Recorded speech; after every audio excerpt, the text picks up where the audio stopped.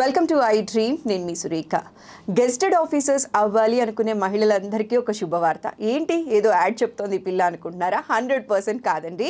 100% మహిళలకి మాత్రమే రిజర్వ్ చేసినటువంటి సీట్స్, జాబ్స్ కొన్ని ఉన్నాయి. వాటి గురించి ఇవాళ మనం డీటెయిల్గా మాట్లాడదాం. ఈరోజు మనతో పాటు ఉన్నారు senior faculty in sociology major Srinivas గారు, రిటైర్డ్ ఆర్మీ ఆఫీసర్. వారితో మాట్లాడి ఈ జాబ్స్ గురించి ప్రత్యేకంగా మీకు ఒక స్పెషల్ వీడియో చేసి చూపిస్తాను.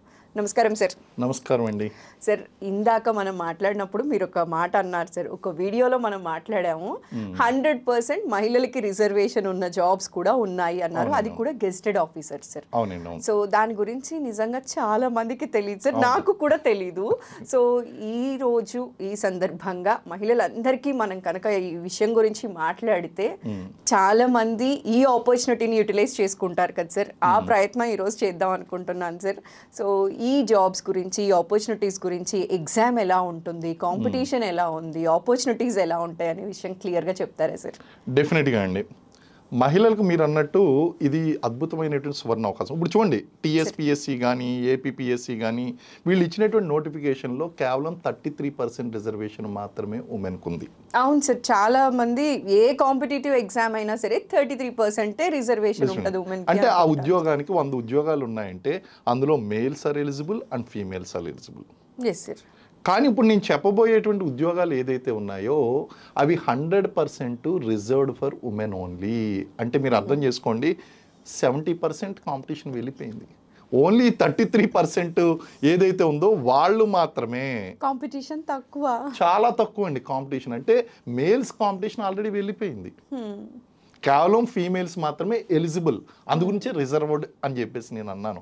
అంటే ఈ ఉద్యోగాలకు అంటే ఉమెన్ అండ్ చైల్డ్ వెల్ఫేర్ డిపార్ట్మెంట్లో ఇటు ఆంధ్రప్రదేశ్లోను అటు తెలంగాణలోను ఉమెన్ స్త్రీ శిశు సంక్షేమ శాఖ అని చెప్పేసి ఆ శాఖలో మహిళా శిశు సంక్షేమ అధికారులు అంటే ఉమెన్ అండ్ చైల్డ్ డిపార్ట్మెంట్లో చైల్డ్ డెవలప్మెంట్ ప్రాజెక్ట్ ఆఫీసర్ సిడిపిఓలు అని అంటారండి. సిడిపిఓలు గెస్టెడ్ ఆఫీసర్స్. అలాగే ఎక్స్టెన్షన్ ఆఫీసర్ గ్రేడ్ 1 సూపర్వైజర్స్ అని చెప్పి వీళ్ళ కింద ఉంటారు.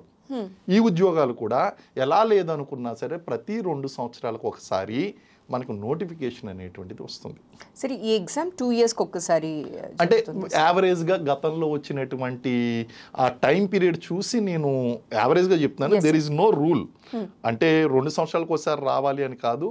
2018లో నోటిఫికేషన్ వచ్చింది, మళ్ళీ 22లో నోటిఫికేషన్ ఉంది. ఈ 18 నుంచి 22కి మధ్యలో ఆంధ్రాలో ఒకసారి నోటిఫికేషన్ వచ్చింది. ఓకే. అంటే ఇటు ఆంధ్రాలో కానీ తెలంగాణలో కానీ చూసుకుంటే ఇటు ఆంధ్రాలో తెలంగాణలో ప్రతి 2 సంవత్సరాలకు ఒకసారి. అంటే ఒక స్టేట్లో చూసుకుంటే 4 ఇయర్స్, 4 to 5 ఇయర్స్. 2 స్టేట్లో కంబైన్ చేసుకుంటే కనుక 2 to 3 ఇయర్స్లో ఖచ్చితంగా ఒక నోటిఫికేషన్ వస్తుందండి. ఓకే. అండ్ అందులో కూడా వేకెన్సీస్ ఏమాత్రం కూడా తీసుకోకుండా 100 వేకెన్సీస్. మొన్న అయితే కనుక extension officer grade 2 exam, grade 1 ఎగ్జామ్కి 180 వేకెన్సీస్ వచ్చినాయి. అప్రాక్సిమేట్లీ ఎంతమంది రాస్తున్నారు సార్ ఇది ఎగ్జామినేషన్?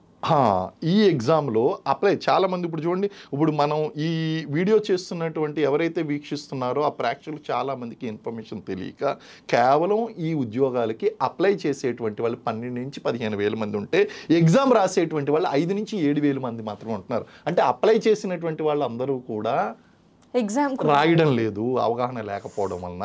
ఎలా ప్రిపేర్ అవ్వాలి, ఎక్కడ ప్రిపేర్ అవ్వాలి, ఏం చెయ్యాలి అనేటువంటి విషయాలు, సిలబస్, వాటి మీద అవగాహన లేకపోవడం వలన అప్లై చేయడం అయితే చేస్తున్నారు. 12,000 మంది దాకా అప్లై చేస్తున్నారు. కానీ ఎగ్జామ్ గతంలో జరిగినటువంటి నోటిఫికేషన్ అన్ని చూసుకుంటే కేవలం 5 నుంచి 7,000 మంది మాత్రమే ఈ పరీక్షలు రాస్తున్నారు. 5 నుంచి 7,000 మంది రాసి 180 వేకెన్సీస్ అంటే ఆల్మోస్ట్ చాలా మంచి ఆపర్చునిటీ అనే చెప్పాలి సార్. కాంపిటీషన్ చాలా తక్కువ. అంటే ఇంకొక విషయం చెప్తా అండి, ఈ 7,000 మందికి కూడా పూర్తి అవగాహన లేదు. వాళ్ళు కోచింగ్ తీసుకోవట్లేదు. వాళ్ళు కేవలం రాస్తే వస్తుందేమో అనేటువంటి అపోహతో రాస్తున్నారు. కోచింగ్ తీసుకుని పూర్తి గైడెన్స్తో ప్రిపేర్ అయ్యేటువంటి వాళ్ళు 500 మందే. ఓకే. 500 మందిలో 100 మందికి ఉద్యోగం వస్తుంది అంటే ఎంత తక్కువ కాంపిటీషన్ ఉందో మీరు అంచనా వేయచ్చు. కాబట్టి గతంలో జరిగిందంతా కూడా ఇదే జరిగిందండి. గతంలో చాలామందికి అవగాహన లేకపోవడం వలన ఈ ఎగ్జామ్కి చాలామంది అప్లై చేసుకోలేదు. అప్లై చేసినటువంటి వాళ్ళు చాలామంది రాయలేదు. రాసినటువంటి వాళ్ళు పర్ఫెక్ట్ గైడెన్స్ తీసుకుని రాసినటువంటి వాళ్ళు కేవలం 500 మంది. సార్, అసలు ఈ ఎగ్జామ్ రాయాలంటే క్వాలిఫికేషన్ ఏదై ఉండాలి సార్? ఎగ్జాక్ట్లీ అండి. మనకి ఇక్కడ ఇంత తక్కువ మంది అప్లై చేయడానికి కూడా కారణం ఏంటంటే క్వాలిఫికేషన్. ఇప్పుడు ఉమెన్ ఆర్ ఎలిజిబుల్ కానీ ఆ ఉమెన్లో ఒక పర్టికులర్ సబ్జెక్ట్ చదివినటువంటి వాళ్ళు మాత్రమే, అది డిగ్రీలో అన్న చదవాలి లేదా పీజీలో అన్న చదవాలి. డిగ్రీ పీజీలు రెండు చదవాల్సినటువంటి అవసరం లేదు. నేను మళ్ళీ చెప్తున్నానండి, చాలా మందికి ఈ విషయంలో అవగాహన లేదు. వాళ్ళు ఏమనుకుంటారు, డిగ్రీ పీజీ రెండిట్లో చదవాలేమో, అరే నేను డిగ్రీలో చదవలేదు పీజీలో మాత్రమే చదివాను, నేను ఎలిజిబిలిటీ కాదేమో. కాదండి, మీరు డిగ్రీలో చదివినా పర్లేదు లేదా పీజీలో చదివినా పర్లేదు. ఏంటి ఆ సబ్జెక్టులు? నెంబర్ 1 సోషియాలజీ, సమాజ శాస్త్రం అని చెప్తామండి. డిగ్రీ కానీ పీజీ కానీ, బిఏ కానీ ఎంఏ కానీ sociology. Social work, BA social work కానీ ఎంఏ సోషల్ వర్క్ కానీ, లేదా home science, BSc home science అండి. ఈ ఎంసెట్ రాసినటువంటి వాళ్ళు కొంతమంది హోమ్ సైన్స్కి వెళ్తారు. బిఎస్సి హోమ్ సైన్స్ లేదా ఎంఎస్సి హోమ్ సైన్స్, ఈ రెండిట్లో ఏదో ఒక క్వాలిఫికేషన్. అలాగే nutrition, BSc nutrition, MSc nutrition, ఈ రెండిట్లో ఏదో ఒకటి. ఈ అన్ని సబ్జెక్టులు చదవలసిన కాదు, ఇందులో ఏదో ఒక సబ్జెక్ట్లో క్వాలిఫికేషన్ ఉన్నటువంటి వాళ్ళు ఈ ఎగ్జామ్కి ఎలిజిబుల్. అంటే ఇలాంటి సబ్జెక్టులు చదివినటువంటి వాళ్ళు చాలా తక్కువ మంది ఉంటారు. నేను చూశాను, నా స్టూడెంట్లో చాలామంది హౌస్ వైఫ్స్ పీజీ చేయాలన్న ఉద్దేశంతో ఎంఏ సోషాలజీ చదువుకున్నారు. ఆ ఎంఏ సోషాలజీ చదువుకున్నటువంటి వాళ్ళు ఇలాంటి వీడియోస్ చూసి అవగాహన పెంచుకుని వాళ్ళు ప్రిపేర్ అయ్యి జాబ్ తెచ్చుకున్నారండి. అంటే ప్రైవేట్గా చదువుకున్నారు, అంటే యూనివర్సిటీకి కూడా వెళ్ళి చదువుకోవాల్సినటువంటి అవసరం లేదు. మీరు డిస్టెన్స్ ఎడ్యుకేషన్లో కానీ కరస్పాండెన్స్లో కానీ ఎంఏ సోషాలజీ కనుక చేసినట్లయితే, అంటే ఈ సబ్జెక్టు చేసినటువంటి వాళ్ళు చాలా తక్కువ మంది ఉన్నారు. మరి ఇప్పుడు నా దగ్గర క్వాలిఫికేషన్ లేదు, ఈ సబ్జెక్ట్ లేదు, మరి ఎలాగా? నేను ఇప్పుడే చెప్పిన ప్రతి 2 సంవత్సరాలకి ఎలా లేదన్నా మీరు నోటిఫికేషన్ పడుతుంది కాబట్టి ఇమీడియట్గా మీ దగ్గరగా ఉన్నటువంటి యూనివర్సిటీలోకి వెళ్ళి కరస్పాండెన్స్లో ఎంఏ సోషాలజీ కానీ సోషల్ వర్క్ కానీ కట్టేశారు అంటే మీరు 2 సంవత్సరాల్లో మీరు క్వాలిఫికేషన్ వచ్చేస్తుంది. ఈ లోపల ప్రిపరేషన్ స్టార్ట్ చేయండి, మీకు నోటిఫికేషన్ వచ్చేసరికి మీకు క్వాలిఫికేషన్ వచ్చి ఉంటుంది, ఎగ్జామ్ రాయించండి. అంటే ఏంటి, కేవలం ఎవరి దగ్గర అయితే ఆల్రెడీ క్వాలిఫికేషన్ ఉన్నదో వాళ్ళు ప్రిపేర్ కావచ్చు. అలాగే అనుకున్నా కూడా ఈ సబ్జెక్ట్స్ చేసి కూడా ప్రిపేర్ వచ్చాను. మీరు ఈ సబ్జెక్టులు డిగ్రీలో ఏ సబ్జెక్ట్తో పాస్ అయినా, మీరు ఇంజనీరింగ్ బ్యాక్గ్రౌండ్ అయ్యి ఉండొచ్చు, బిఏ మ్యాథమెటిక్స్ కావచ్చు, బిఎస్సి కావచ్చు, లేకపోతే బిఏ సోషాలజీ కావచ్చు, పొలిటికల్ సైన్స్ కావచ్చు, ఏదైనా సరే మీరు అక్కడికి వెళ్ళి ఎంఏ సోషాలజీ చదువుకోవచ్చు. ఒక్క నాగార్జున యూనివర్సిటీ డిస్టెన్స్ ఎడ్యుకేషన్ మాత్రం, ఎందుకంటే వాళ్ళు కన్సిడర్ చేయడం లేదని చెప్పేసి కొన్ని పోరాటాలు జరుగుతున్నాయి కాబట్టి అది తప్ప. నాగార్జున యూనివర్సిటీ డిస్టెన్స్ ఎడ్యుకేషన్లో తప్ప Telangana university or Osmania university, Ambedkar open university, Andhra university, Nannaya university, ఏ university, any university or national level university ఏదైనా సరే తీసుకోండి. డిస్టెన్స్ ఎడ్యుకేషన్లో కనుక మీరు కంప్లీట్ చేసి మీరు 2 ఇయర్స్లో కనుక మీరు 1.5 ఇయర్లో మీరు క్వాలిఫికేషన్ సంపాదించుకోగలిగితే you are eligible for this job. Sir, ఇంకొక విషయం చూసినట్లయితే మీరు కోచింగ్ అనేది చాలా ఇంపార్టెంట్. కోచింగ్ లేకుండా రాయటం వల్ల చాలామంది క్వాలిఫై అవ్వట్లేదు. కోచింగ్ తీసుకొని ఎగ్జామ్ ఎవరైతే రాస్తున్నారో వాళ్ళు ఎక్కువగా క్వాలిఫై అవుతున్నారు అన్న విషయం చెప్పారు సార్. మరి ఈ ఎగ్జామ్ రాయాలి అనుకునే వాళ్ళు ఇలా కోచింగ్ ప్యాటర్న్ ఎలా ఉంటుంది సార్? లైక్ ఎన్ని మంత్స్, ఎన్ని ఇయర్స్ కోచింగ్ అనేది అవసరం అంటారు సార్? సిడిపిఓకి మాత్రం మీరు ఒక 6 నెలల నుంచి సంవత్సరం ప్రిపరేషన్తో ఎగ్జామ్స్ ఈజీగా క్లియర్ చేసేయగలుగుతారండి. 1 ఇయర్ ప్రిపరేషన్? 1 ఇయర్ ప్రిపరేషన్ చాలా ఎక్కువ. ఓకే. రీజన్ ఏంటి అంటే ఇందులో 2 పేపర్లు ఉంటాయి. ఆబ్జెక్టివ్ టైప్లో ఉంటుంది, no descriptive type. Objective type అండి. పేపర్ 1 వచ్చి సిడిపిఓ ఎగ్జామ్కి జనరల్ స్టడీస్ ఉంటుంది. జనరల్ స్టడీస్లో అగైన్ ఒక 10 సబ్జెక్టులు ఉంటాయి. Current affairs, Indian economy, Indian geography, Indian polity and constitution and data reasoning, ఇలాంటి ఒక 10 సబ్జెక్ట్స్ మనకు అక్కడ చదువుకోవాల్సి ఉంటుంది. 150 ప్రశ్నలు, 150 మార్కులు. పేపర్ 2 దగ్గరికి వచ్చేసరికి సబ్జెక్ట్ ఉంటుందండి. ఈ సబ్జెక్ట్లో గతంలో ఏంటంటే ఆప్షనల్ డిఫరెంట్ సబ్జెక్ట్స్ సెలెక్ట్ చేసుకోవాల్సి ఉండేది. ఇప్పుడు అందరికీ కామన్ చేశారండి. ఒక 50 ప్రశ్నలు న్యూట్రిషన్, 50 ప్రశ్నలు చైల్డ్ డెవలప్మెంట్, 50 ప్రశ్నలు సోషియాలజీ ఆర్ సోషల్ వర్క్, వీటిలో ఇస్తున్నారండి. ఒక్కొక్క ప్రశ్నకి 2 మార్కులు, 150 ప్రశ్నలు, 300 మార్కులు. సో 300 మార్కులు పేపర్ 2, 150 మార్కులు పేపర్ 1, మొత్తం 450 మార్కులకి ఫైనల్ మెరిట్ లిస్ట్ తయారవుతుంది. ఒకటే ఎగ్జామ్, ఒకసారి ఎగ్జామ్ ఉంటుంది. స్క్రీనింగ్ టెస్ట్, మెయిన్స్ అనేటువంటిది ఉండదు. నెగిటివ్ మార్క్స్ అనేటువంటివి తెలంగాణలో లేవు, ఆంధ్రాలో ఉన్నాయి. ఓకే, తెలంగాణలో అయితే నెగిటివ్ మార్క్స్ కూడా లేవు, ఆంధ్రాలో నెగిటివ్ మార్క్స్ ఉన్నాయి. సో ఈ విధంగా కనుక ప్రిపేర్ అయినట్లయితే 450 మార్కులో యావరేజ్గా ఒక 220, 250 మధ్యలో వచ్చినటువంటి వాళ్ళందరూ కూడా గతంలో సెలెక్ట్ అయ్యారు. సార్ ఏజ్ క్రైటీరియా ఏమన్నా ఉందా? ఏజ్ క్రైటీరియా ఉందండి. ఇందులో 18 సంవత్సరాల నుంచి 44 సంవత్సరాల వరకు జనరల్ కేటగిరీ. ఓకే. ఈ జనరల్ కేటగిరీలో కూడా ఈ మధ్యన ఎకనామికల్లీ వీకర్ సెక్షన్స్ రిజర్వేషన్స్ ఇస్తున్నారు కాబట్టి వాళ్ళకి మళ్ళీ 5 years కలిసి వచ్చిందండి. సో 44 + 5 49 వరకు. BC, SC, ST 5 years relaxation. So BC కానీ, ఎస్సీ కానీ, ఎస్టీ కానీ అయితే వాళ్ళు కూడా 49 years. Orthopaedically handicapped disabled candidates కనుక ఎవరైనా వేరియస్ డిజబిలిటీస్ ఉన్నటువంటి వాళ్ళు ఉంటే వాళ్ళకి అనదర్ 5 years అండి. ఒకవేళ ఎస్సీ ప్లస్ డిజబిలిటీ ఉంటే 10 years. వాళ్ళు 54 years వరకు రాయొచ్చండి. అలా కాకుండా ఆల్రెడీ గవర్నమెంట్ సర్వీసెస్లో ఉన్నటువంటి వాళ్ళు ఎవరన్నా ఉంటే కనుక వాళ్ళకి 3 years ఏజ్ రిలాక్సేషన్. 3 years నుంచి 5 years అండి. ఎన్సీసీలో ఉన్నటువంటి వాళ్ళకి 3 years and various other government, state government జాబ్స్లో ఉన్నటువంటి వాళ్ళకి 5 years. ఓకే. అంటే ఓసీలకి మాత్రమే 44 అప్ టు 49, 54 వరకు ఎగ్జామ్ రాసుకోవచ్చు. అండ్ హౌస్ వైఫ్స్కి బెస్ట్ ప్రిపరేషన్ అండి. ఇంట్లో ఉండి ప్రిపేర్ అవ్వచ్చండి. ఆన్లైన్ కోచింగ్ అవైలబిలిటీ ఉంటుంది. ఇంట్లో ఆన్లైన్ కోచింగ్ అవైలబిలిటీ ఉంటుందండి. ఇంట్లో కూర్చుని హ్యాపీగా ప్రిపేర్ అవ్వచ్చు. కానీ అది సూటబిలిటీ అండి. కొంతమంది ఏంటంటే చిన్న చిన్న పిల్లలు ఉంటారు, ఫ్యామిలీ రెస్పాన్సిబిలిటీస్ ఉంటాయి, వాళ్ళు కోచింగ్లకు రాలేరు. కానీ నేను ఇప్పటికీ సజెస్ట్ చేసేది ఏంటి అంటే ఆఫ్లైన్ కోచింగ్లో చాలా బెనిఫిట్ ఉంటుందండి. ఆన్లైన్ కోచింగ్ చేయడానికి ఛాన్సెస్ ఎక్కువ ఉంటాయి. ఇప్పుడు ఆన్లైన్లో ఏం జరుగుతుందంటే ఇప్పుడు మీరే ఆన్లైన్ స్టూడెంట్ అండి, మీరు ప్రిపేర్ అవుతున్నారు. ఏం చేస్తారు, ఆ యొక్క వీడియో ఆఫ్ చేస్తారు. వీడియో ఆఫ్ చేసి మీరు వంట చేయడమో, పిల్లల్ని చూసుకోవడమో ఏదో ఒకటి చేశారు అనుకోండి. అక్కడ మీరంటే మీరు కాదు, హౌస్ వైఫ్స్ ఎవరైతే ఉన్నారో వాళ్ళు ఆ పనుల్లో ఎంగేజ్ అయిపోతారు. ఆ ఎంగేజ్ అయిపోయి వాళ్ళు ఆ పనులు చూసుకుంటూ ఉంటారు. దీని మీద ఫోకస్ తక్కువ ఉంటుంది. It happens. రికార్డ్ చేసుకుంటే కాసేపు ఆగి కూడా చూడొచ్చు. రికార్డెడ్ వీడియోస్ అనేటువంటివి మీరు ఎన్ని గంటల నుంచి ఈ రోజు వరకు ఫస్ట్ వాళ్ళు ఫీజు పే చేస్తారు, రికార్డెడ్ వీడియోస్ అసలు చూడరండి. ఇంట్రెస్ట్ ఉండదు. రికార్డెడ్ వీడియోస్ అనేటువంటి ఇంట్రెస్ట్ ఉండదు, పోతుంది. కానీ మీరు ఆఫ్లైన్ కోచింగ్కి వచ్చారంటే you are prepared to sit. మీరు ప్రిపేర్ అయ్యారు, అక్కడ మాత్రమే మీరు వినాలి, ఈరోజు క్లాస్ వినాలి అని చెప్పి డిసైడ్ అయ్యి వచ్చి కూర్చున్నారు, వింటారు. మీ యొక్క ఇంద్రియాలన్నీ కూడా లెక్చర్ మీద ఫోకస్ అయి ఉంటుంది. ఆ లెక్చర్ మీద ఫోకస్ చేస్తారు, చదివింది అర్థం చేసుకుంటారు. ఇంపాక్ట్ ఎక్కువగా ఉంటుంది, పిక్చరైజేషన్ ఎక్కువగా ఉంటుంది, ఇంపాక్ట్ ఎక్కువగా ఉంటుంది, బాగా గుర్తుంటుందండి. So this is one. అయితే అందరూ రాలేరు, నేను చెప్పాను కదా, అందరూ రాలేరు. కారణం ఏంటి అంటే హౌస్ వైఫ్స్ ఉంటారు, రెస్పాన్సిబిలిటీస్ ఉంటాయి, చిన్నపిల్లలు ఉంటారు, ప్రెగ్నెంట్ లేడీస్ ఉంటారు. వీళ్ళందరూ కూడా క్లాస్కి వచ్చి కూర్చోలేరు.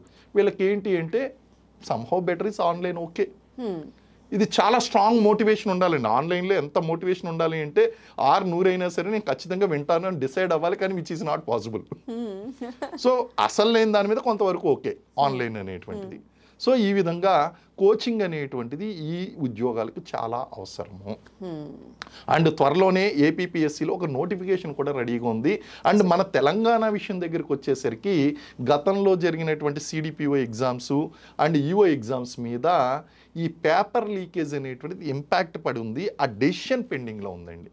ఆ విషయం అనేటువంటిది ఏదో తేలితే మళ్ళీ ఇక్కడ నోటిఫికేషన్ రావడానికి రెడీగా ఉంది. కారణం ఏంటంటే ఒక డిఫరెంట్ సిచ్యువేషన్ అనేటువంటిది నెలకొని ఉంది తెలంగాణలో. కారణం ఏంటంటే అక్కడ పేపర్ లీకేజ్ అనేటువంటిది కొంచెం ఇబ్బందులు సృష్టించిందండి. కష్టపడి రాశారు పాపం ఎగ్జామ్, వాళ్ళకి ఈవెన్ కోర్టు కూడా వాళ్ళకి రిజల్ట్ ఇవ్వమని చెప్పింది. కానీ ఎక్కడో వాళ్ళకి ఆ అడ్మినిస్ట్రేటివ్ ప్రాబ్లమో మరి లేకపోతే సిచ్యువేషన్ అనుకూలించక వాళ్ళకి ఇంకా అపాయింట్మెంట్ లెటర్స్ అనేటువంటి వాళ్ళకి ఇంకా రాలేదు. అదేవిధంగా ఈఓ ఎగ్జామ్ దగ్గరికి వచ్చేసరికి ఈఓ ఎగ్జామ్లో గ్రూప్ 1 ఎగ్జామ్కి ఏ సమస్య అయితే ఎదుర్కొన్నారో అదే ఎగ్జామ్ ఈఓ ఎగ్జామ్కి కూడా ఎదుర్కొన్నారు. అక్కడ గ్రూప్ 1 ఎగ్జామ్లో బయోమెట్రిక్ తీసుకోకపోవడం వలన ఎగ్జామ్ క్యాన్సిల్ చేసి ఇప్పుడు మళ్ళీ ఎగ్జామ్ పెడుతున్నారు, మీకు తెలిసిందే అది. అదే ప్రాబ్లం ఈఓలో కూడా చేశారు. ఎక్స్టెన్షన్ ఆఫీసర్ ఉద్యోగంలో కూడా బయోమెట్రిక్స్ అనేటివి తీసుకోకపోవడం వలన ఈ డెసిషన్ పెండింగ్లో పడిపోయింది. ఇది కూడా ప్రాబ్లంలో పడింది. ఎందుకంటే అక్కడ గ్రూప్ 1 క్యాన్సిల్ అయినప్పుడు ఇది కూడా క్యాన్సిల్ అవుతుందేమో అని భయపడుతున్నారు అభ్యర్థులు. కానీ ఇంకా ఏమీ డెసిషన్ తీసుకోవడం జరగదు. సో తెలంగాణలో ఈ సిచ్యువేషన్ నెలకొని ఉంది. ఏదేమైనప్పటికీ కూడా రాబోయేటువంటి 1 నుంచి 2 సంవత్సరాల్లో మనం మళ్ళీ నోటిఫికేషన్ ఎక్స్పెక్ట్ చేయొచ్చు, లేదా ఇవే మళ్ళీ conduct. We don't know the decision. ఖచ్చితంగా మళ్ళీ నోటిఫికేషన్ వస్తే ఈసారి ఆపర్చునిటీ చాలా మంది యూటిలైజ్ చేసుకుంటారని అనుకుంటున్నాను. అవేర్నెస్ ద్వారా ఖచ్చితంగా ఇలాంటి వీడియోస్ చేయాలి, అందరికీ అవేర్నెస్ రావాలి, వాళ్ళు కూడా ఎగ్జామ్స్ అనేవి రాయాలి సార్. వీళ్ళ డిపార్ట్మెంట్ ఎలా ఉంటుంది, రోల్స్ అండ్ రెస్పాన్సిబిలిటీస్ ఎలా ఉంటాయో కూడా ఒకసారి చెప్తారా సార్? డెఫినెట్గా అండి. వీళ్ళని ఏం చేస్తారంటే ఇప్పుడు ఉమెన్ అండ్ చైల్డ్ వెల్ఫేర్ డిపార్ట్మెంట్లో ఆఫీసర్స్ కింద పోస్ట్ చేస్తారు.